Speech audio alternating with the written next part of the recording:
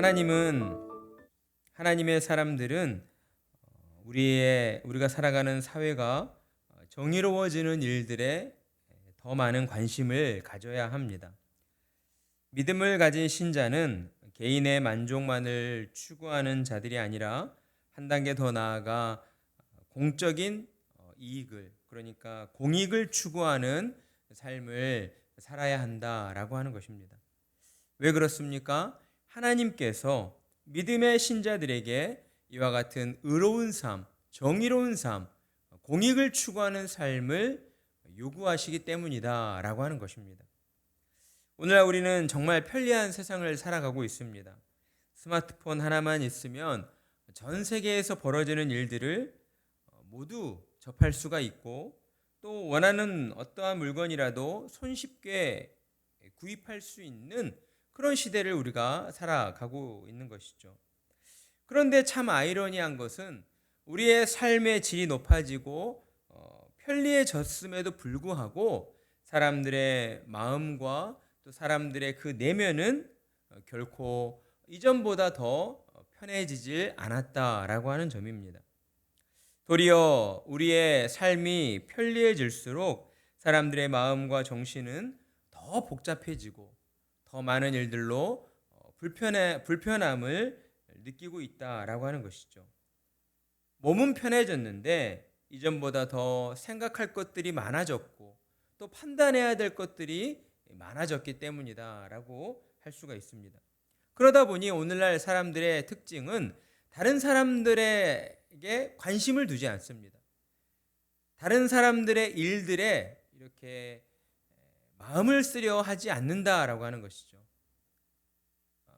내게 주어진 삶 속에서 또 내가 생각해야 되고 내가 판단해야 되고 내가 무언가를 결정해야 되는 일들이 그만큼 복잡해졌기 때문에 다른 사람들이 어떻게 살아가는가에 대해서는 그닥 신경을 쓰려 하지 않는다라고 하는 것입니다.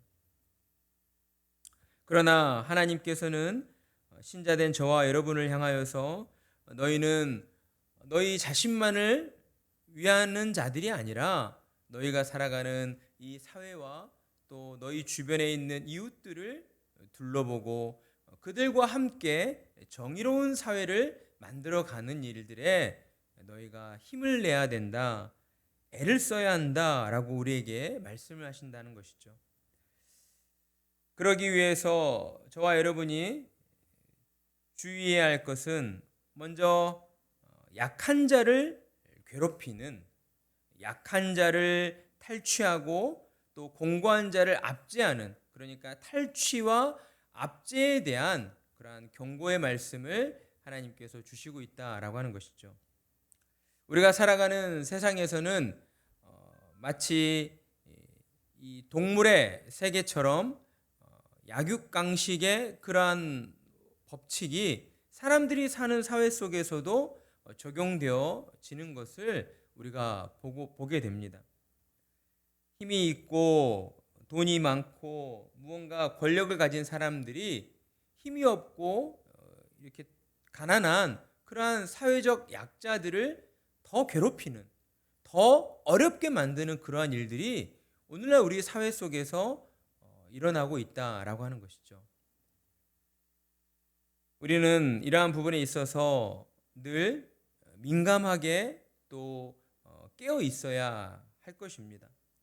나도 모르는 사이에 어떠한 내 주변에 힘이 있고 권력이 있는 사람 편에 서서 나도 모르는 사이에 사회적 약자들을 또 괴롭히고 힘들게 만드는 그러한 일들에 동참하고 있지는 않은가, 우리가 우리 자신을 늘 돌아보아야 하고 그런 면에 있어서 우리가 깨어 있어야 한다라고 하는 것이죠.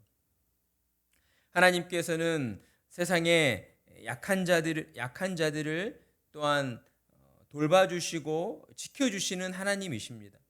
세상의 가치관으로 힘이 없고 능력이 없다 하여서 그 사람들을 내팽개치고 이렇게 모른 척 하시는 그런 하나님이 아니시다라고 하는 것이죠. 하나님은 하나님을 신앙하는 신자의 그러한 신분이나 또 위치와 상관없이 그가 하나님을 진실하게 찾고 구할 때에 하나님은 그에게 찾아와 주시고 또 그의 어려움을 또한 도와주시는 그러한 신실하신 하나님이시기 때문입니다. 그러니 우리는 믿음을 가진 자로서 세상 가운데에서 힘이 없는 약한 자들, 사회적 약자들에 대한 그러한 탈취, 그리고 그들을 어떤 법이라고 하는 테두리를 가지고 이렇게 더 압력을 가하는, 압제하는 그러한 일들에 우리는 동참하지 말아야 하는 것입니다. 그러한 일들을 주로 어떤 사람들이 행하게 됩니까? 24절과 25절을 보게 되면 노를 품는 자, 그리고 울분이 가득한 자들이 그러한 일들을 저지르게 된다라고 하는 것이죠. 사회 속에서 약한 자들을 향하여서 그들을 탈취하고 또 그들을 더 억울하게 만드는 그러한 악행을 저지르는 사람들이 주로 어떠한 사람들인가? 노를 품고 있는 사람들이다라고 하는 거예요. 이 노를 품고 울분이 가득한 사람들의 특징은요, 자기가 살아가는 사회, 이 세상 가운데에서 세상을 향한 그리고 타인을 향한 그러한 억울한 마음이 가득한 사람들이다라고 할 수가 있습니다. 나만 어렵고 나만 힘들고 내게만 불행한 일이 닥친다라고 이렇게 생각하는 사람들이 도리어 울분을 참아내지 못하고 그러한 노를 품고 도리어 자기 자신보다 그렇게 약한 사람들을 더 괴롭히는 그런 일들에 앞장을 선다라고 하는 것이죠. 신앙을 가지고 있는 우리는 그런 사람들과 함께 하지 말아야 할 것입니다. 그들의 말과 행동을 가까이에서는 안 된다라고 하는 거예요. 우리 주변에도 말이 거칠고 행동이 다소 거친 사람들이 있습니다. 물론 그 사람들의 좋은 면들도 있을 수 있겠지만 하나님께서는 우리에게 너희 주변에 그렇게 말이 바르지 못하고 또 행동에 있어서 거친 사람들을 가까이 하지 말라라고 말씀을 하신다는 것이죠. 왜 그렇습니까? 그들과 가까이 함으로 말미암아 그들로부터 안 좋은 영향을 우리가 받을 수 있기 때문이다라고 하는 것이에요. 그들의 다른 사람을 향한 험담과 또 그들의 거친 행동들을 우리가 보고 옆에서 듣다 보면 나도 모르는 사이에 우리의 마음과 우리의 영혼이 하나님을 떠난 그러한 안 좋은 말과 행동으로 우리가 또한 하게 될 수 있다라고 하는 것입니다. 그러니 신앙을 가진 신자된 저와 여러분은 이처럼 사회 가운데에서 특별히 약한 사람들을 괴롭히고 또 약한 사람들을 억울하게 만드는 그런 사람들을 우리가 피하고 그들과 함께하지 않으려 하는 그러한 지혜로운 신자들이 되어야 하겠습니다. 그리고 또한 하나님께서는 재물의 문제에 있어서 다른 사람들의 어떤 빚에 대한 보증을 서지 말라라고 말씀을 하십니다. 그러니까 금전 관계에 있어서 아무리 친한 사람이라고 한다 할지라도 보증을 서는 그러한 행위는 결코 바람직하지 못하다라고 하는 것이죠. 왜냐하면 우리가 살아가는 세상에서 사람들과의 관계 속에서 언제 어떻게 또 우리가 생각하지 못한 일들이 벌어질지 모르기 때문이다라고 하는 것입니다. 아무리 친한 사람이고 아무리 가까운 사람이라고 한다 할지라도 그 사람의 어떤 관계만을 믿고 어떤 돈을 빌려주거나 보증을 서주는 그런 행위들이 자칫 도리어 상대방에 대한 그런 마음의 상처를 입고 그로 말미암아 다른 사람들과의 관계에 있어서도 벽이 생기게 되고 또 그로 인해 더 사회적인 관계에서 어려움을 겪는 일들이 우리에게 일어날 수가 있기 때문입니다. 때문에 지혜로운 사람은 금전적인 문제 또 이 재정적인 문제를 다룸에 있어서 늘 하나님의 말씀 안에서 그 말씀을 벗어난 방법들로 재물을 대하려 해서는 안 된다라고 하는 것입니다. 하나님의 뜻에 따라서 사회적 정의와 이렇게 공적 이익을 추구하는 신자된 우리에게 또한 하나님은 28절로 내 선조가 세운 옛 지계석을 옮기지 말지니라 라고 말씀을 하십니다. 여기서 옛 지계석이라고 하는 것은 이렇게 땅을 구분하는 그러한 구분 짓는 그러한 돌이었습니다. 그러니까 예전에는 다 농사를 짓던 그런 사회였으니까 땅이 가장 중요했어요. 땅이 곧 재산이었어요. 그렇기 때문에 여기서부터 여기까지는 우리 땅이다라고 하는 것을 구분짓기 위해 이런 지계석이라고 하는 돌을 세워놨었다라고 하는 것이죠. 그런데 일부 그러한 나쁜 사람들, 악한 마음을 가진 사람들이 이렇게 다른 우리 이웃의 부모님이 이렇게 가졌던 땅이었는데 그 땅을 갈취하려는 목적으로 이 지계석을 살짝 옮겨 놓는 것이죠. 그렇게 해놓고 봐라, 여기서부터 여기까지가 우리 땅이었다, 이런 식의 일들이 벌어졌었다라고 하는 겁니다. 때문에 이러한 다른 사람들의 그러한 재산의 문제, 재물에 대해서 우리가 함부로 남의 재산이나 남의 물건에 대하여 우리가 쉽게 여기고 함부로 손을 대려 하는 그러한 잘못들을 저질러서는 안 된다라고 우리에게 말씀을 해주시고 계시는 거예요. 그러니까 공익을 추구하는 공적 사회가 이렇게 이루어지기 위해서 우리가 무엇보다 중요하게 여겨야 할 것은 내가 가지고 있는 나의 재산을 중요시 여길 뿐만 아니라 다른 사람들의 재산을 또한 우리가 소중히 여겨주고 중요시 여길 줄 아는 그러한 마음들을 저와 여러분이 가지고 있어야 한다라고 하는 것이죠. 그리고 마지막으로 이제 하나님이 기뻐하시는 정의로운 사회, 공적 이익을 추구하는 그런 사회가 만들어지기 위해서 무엇보다 중요하게 요구하시는 것이 이제 29절에 나오고 있어요.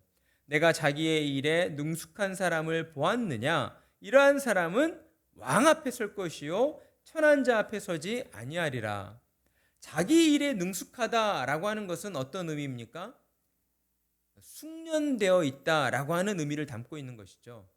숙련자, 그러니까 프로페셔널하다라는 그런 의미를 담고 있어요. 여러분, 어떤 사람이 어떠한 분야의 숙련자가 될 수 있습니까? 프로가 될 수가 있나요? 그 한 분야의 일에 대하여 끝까지 열심으로 부지런하게 연마한 사람이 이러한 경지에 다다르게 되는 것이죠. 그러니까 하나님이 29절로 우리에게 주시는 교훈의 말씀은 신앙을 가진 신자들이 특별히 우리가 살아가는 이 사회가 이런 개인의 이익만을 추구하는 사회가 아니라 공적인 이익을 추구하는 그러한 정의로운 사회가 되기 위해서 모든 면에 있어서 자신이 맡은 그 일들에 있어서 부지런해야 한다라는 것을 우리에게 말씀을 해주고 계시는 겁니다. 부지런하게 한 분야의 일에 열심을 품고 나아가는 사람은요, 내가 스스로 내가 이만큼 잘한다라고 자랑하지 않아도 주변에 있는 다른 사람들이 그 사람의 실력을 인정해주고 높여주게 되어 있는 거예요. 우리 TV 프로그램 중에 달인 뭐죠? 달인 뭐예요? 제목이? 갑자기 생각이 안 나요. 생활의 달인. 생활의 달인에서도 보면 그 사람들이 뭐 특별히 신청해서 TV에 나오는 게 아니고 그 주변 사람들이 정말 대단한 사람이 있다라고 이렇게 방송국에 알려줌으로써 방송국에서 나와서 취재를 하는 거잖아요. 이런 것처럼 한 분야에 묵묵하게 부지런하게 그 일들을 열심히 해 나가면 주변에 있는 사람들이 그 사람의 그러한 부지런함을 인정해주고 실력을 인정해주고, 그래서 결국 그 사람이 존귀히 여김을 받게 된다는 거예요. 왕 앞에 서게 된다는 거죠. 부지런하게 자기에게 주어진 일들에 정말 성실히 임하는 사람은 반드시 존중받고 존귀히 여김을 받게 된다. 신앙을 가진 저와 여러분이 그러한 삶을 살아야 한다라고 하는 거예요. 우리가 세상 사람들의 그러한 가치관에 이렇게 요동하면서 어떤 한탕주의, 어떻게 하면 적은 돈으로 큰 이익을 내볼까? 이런 어떤 한탕주의의 생각에 우리가 빠져서는 안 되는 것이죠. 하나님을 신앙하는 자들은 각자 자신에게 주어진 환경과 생활 속에서 정말 최선을 다해서 열심히 일하는 거예요. 그 일이 세상 사람들이 볼 때에는 좀 부족하고 좀 뭔가 못나 보인다 할지라도 그런 거에 개념치 않고 하나님 앞에서 내게 주어진 일들 내가 최선을 다하겠습니다. 열심히 해 나가겠습니다. 이런 마음을 가지고 열심히 해 나가다 보면 어때요? 그 일에 대해서 숙련자가 되게 되고 그렇게 되면 자연스럽게 세상 사람들도 인정해주고 알아주고 또 왕이 도리어 그 사람을 초대하는 그러한 일들이 벌어지게 된다라고 하는 것입니다. 오늘 우리는 이 말씀을 통해서 무엇보다도 신앙을 가지고 사는 신자들이 개인의 만족과 어떤 개인의 이득만을 추구하려 하는 것이 아니라 우리가 살아가는 이 사회, 이 세상이 함께 더불어 잘 살게 되어지고 그리고 또한 정의로운 세상, 공적 이익을 추구하는 그러한 세상으로 우리가 나아가야 한다는 것을 우리에게 말씀을 해 주셨습니다. 우리 모두 하나님의 말씀에 따라서 무엇보다 하나님을 바르게 신앙하면서 우리 주변에 우리 자신보다 더 약한 사람들, 사회 구조 속에서 소외받고 있는 사람들 또는 재난이나 여러 가지 갑작스러운 어떤 어려움으로 인하여서 큰 고통과 슬픔 가운데 빠져 있는 사람들을 우리가 찾아가고 그들을 위로해주고 또 그들을 격려해주고 도와주는 그러한 공적 이익을 추구하는 그러한 신자들이 되어야 하겠다라고 하는 것입니다. 하나님의 말씀에 순종할 때에 하나님의 크신 사랑과 은혜가 우리의 모든 삶에 충만하게 임하게 될 줄 믿습니다.